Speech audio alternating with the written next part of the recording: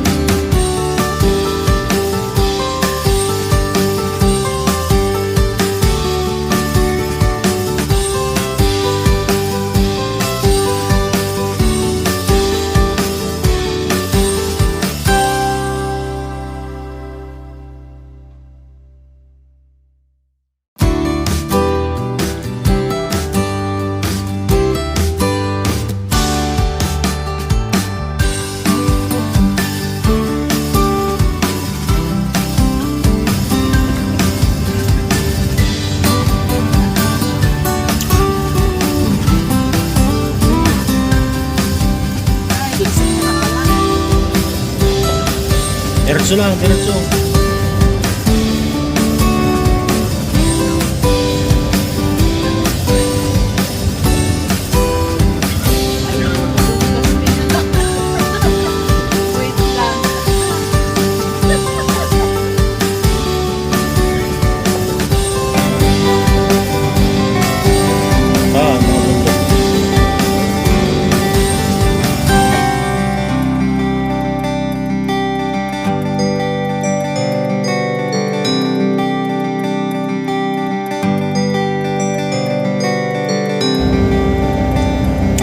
Sama ang panahon.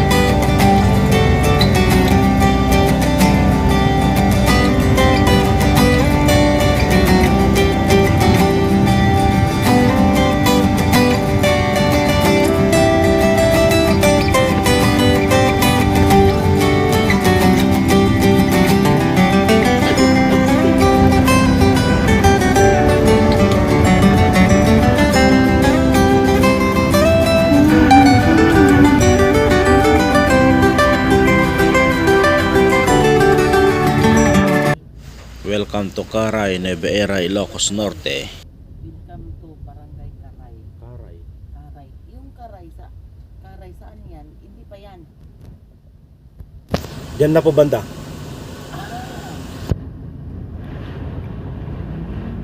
Yung doon sa lupa, anong barangay yun? Part po yata ng Aknam yun or Caray din.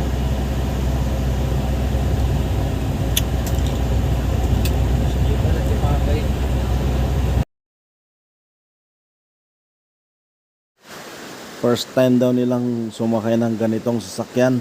Madulas kasi yung pupuntahan namin, kaya ganito yung sasakyan. Hindi makakapasok yung dala naming sasakyan papunta doon sa site. Yung aming ituturo po ngayon ay galing pa po ng Mindanao, from Kidapawan po sila. Titingnan daw nila yung lupa kasi interested sila na bilhin. Meron kaming binibenta na 9 hectares, 10 hectares at 20 hectares.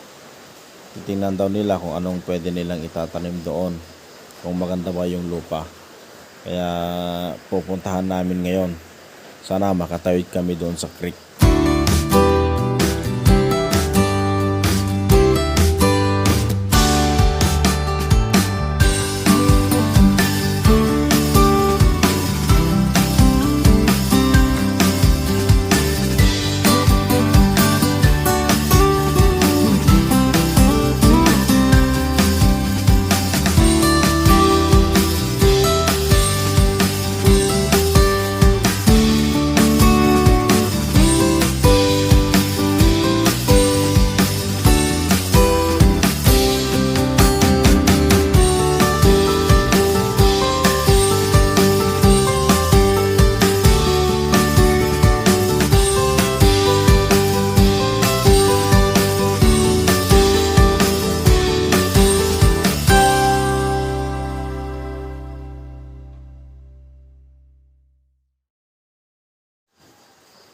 Itong area po na ito ay for sale din, kaso mas mahal. May mga tanim kasi na mga mangga, pero medyo matatanda na rin yung mga mangga.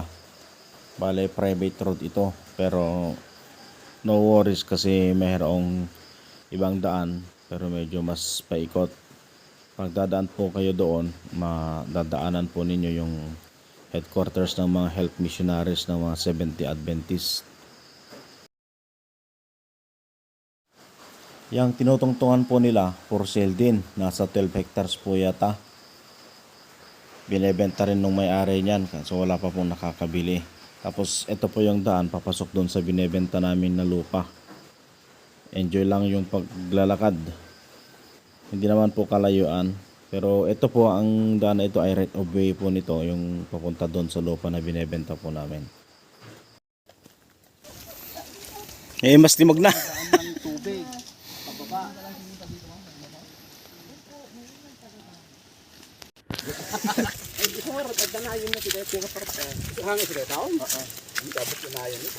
Ay, sakop di 20? lang. Dito ada kukuha dito mo lang ng hangin na naka. Ay, sabay. Okay. Ang nakadanon dito. So dami. Hindi pa po. Ay, hindi pa. Nakapung. Saan? Aman. Pa, hindi. Ang nadi. Sabali ati. Balik mo na brother. Sabali ari yan. Hindi magbari yan sa Canada. Ay. Mas nauna ka pang hapon punta eh. Kaya kailangan bilihin niya to. Nag-effort ka na.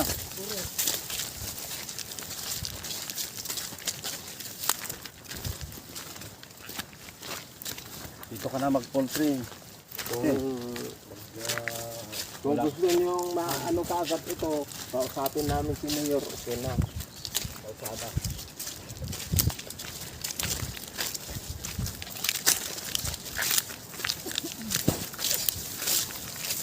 Yan na po yung paanan ng bundok. Yan ang right. Kawan nakin bagay kita na yan, Kel. Kita bantay ta. Ay, kaya. Hindi ito banda na ito. Ito ko pa da silo. Silo. Dundulaw. Asawa ni Mila. Okay nga, hanggang makalasap ko na kita. Nang nagkong. Hindi, buhatin ko kung... Yan, okay na. Kahit ano muna. Kahoy. Pansamantalang daanan. Bing. Yan.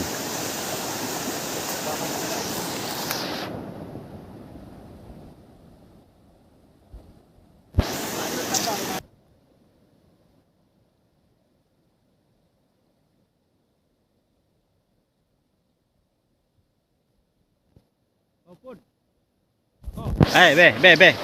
I-video kita. Kanya yan. Ay, kanya to.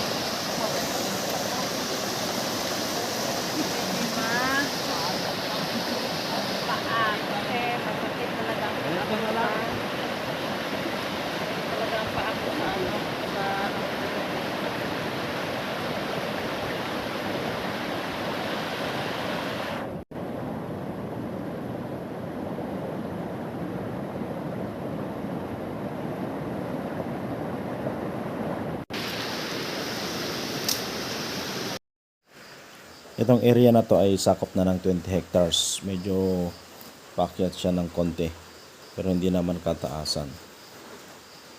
Sakop po niya yung creek.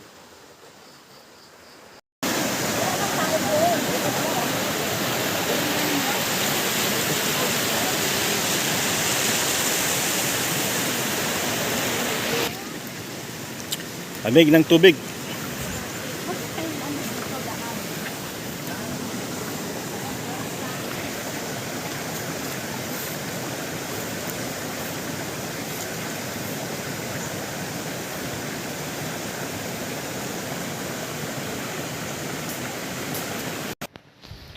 Yung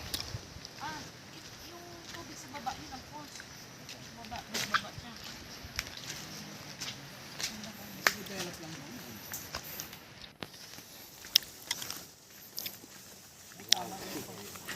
Site visit.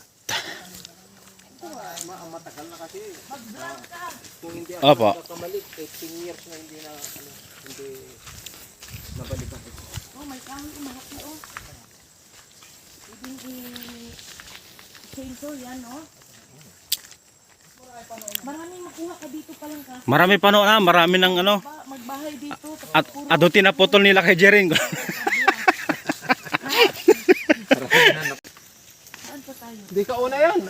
Baka Kailangan lang ng matinding gusto niya paglilinis. ipakita lahat, pati bukid. Saan na yun? Matagal na kasing hindi nasaka. Pero may palayan po dito banda. And then connecting. Maluwang po yung palayan yan dati, hindi lang po naasikaso. Gitna po. May akasya. Ganon. Nakakrik ng tubig. Parang nag-ano siya? Galing doon sa taas. Pag interested po kayo sa lupa, mag-comment lang po kayo at pag-usapan natin kung ano yung gusto po ninyong malaman tungkol po sa lupa. Land prep. Opo. Kailangan may tunang bak. Okay lang sana kaso matapos. Yung pinupuntahan ko pa doon sa amin.